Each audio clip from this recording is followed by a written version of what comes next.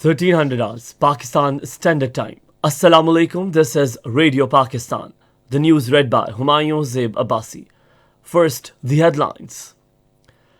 Prime Minister has urged people to fully participate in by-elections in the National and Provincial Assembly constituencies.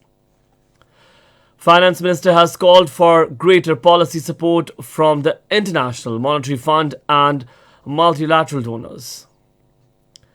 In Indian illegally occupied Jammu and Kashmir, 5 more government employees have been sacked for their affiliation with the ongoing freedom movement. The 20th National Congress session of the Communist Party of China opened today in Beijing. And now the news in detail.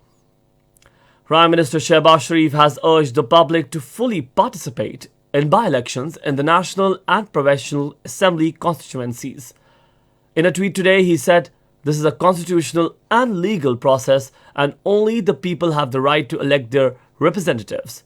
The Prime Minister said, "Voters should make a thoughtful decision because the development and prosperity of the country depends on it."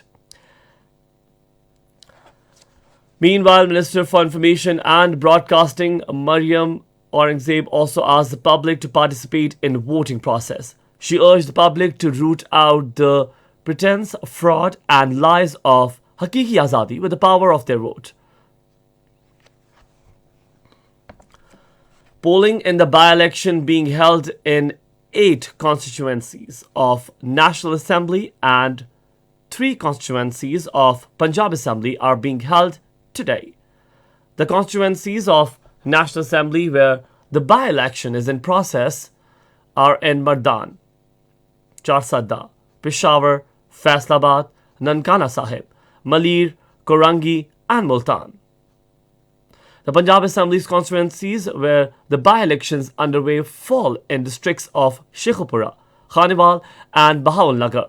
The polling will begin at 8 a.m. will continue till 5 in the evening without any break.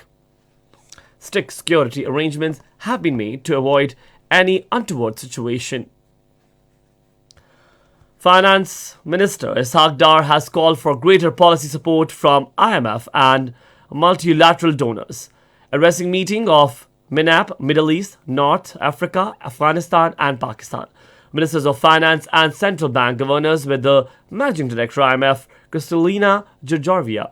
He urged IMF to tailor its response to the situation in Pakistan and similar countries by taking into consideration the serious economic, social and political challenges that these countries face in the backdrop climate-induced calamities.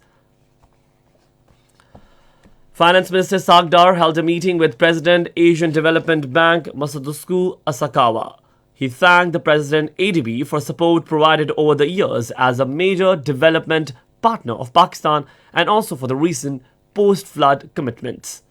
The ADB President assured the Finance Minister of approval of Balochistan Rural Development and Community Empowerment Program amounting to US $1.5 billion and of continued support to Pakistan.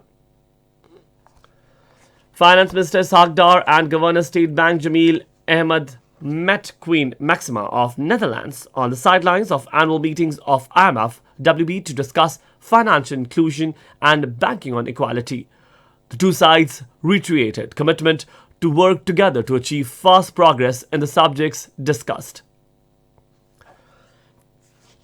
Narendra Modi-led fascist Indian government continuing with its policy of political vengeance in Indian illegally occupied Jammu and Kashmir sacked 5 more government employees for their affiliation with the ongoing freedom movement. All 5 employees were dismissed from services under Article 311 of the Constitution, which allows the Indian government to sack the employees without an inquiry. The 20th National Congress of the Communist Party of China (CPC) opened today in Beijing. In the opening session, President Xi Jinping delivered a report on behalf of the 19th CPC Central Committee at the Great Hall of the People in Beijing. Presenting the report, President Xi Jinping said China will accelerate creating a new development partner and pursue high-quality development to build a modernized economy. And in Russia, at least 11 people were killed and 15 others injured in a terrorist attack on a military training ground in southwestern Belgorod region that borders Ukraine. The Russian Defense Ministry, in a statement, said two assailants opened fire at volunteer soldiers during a practice session.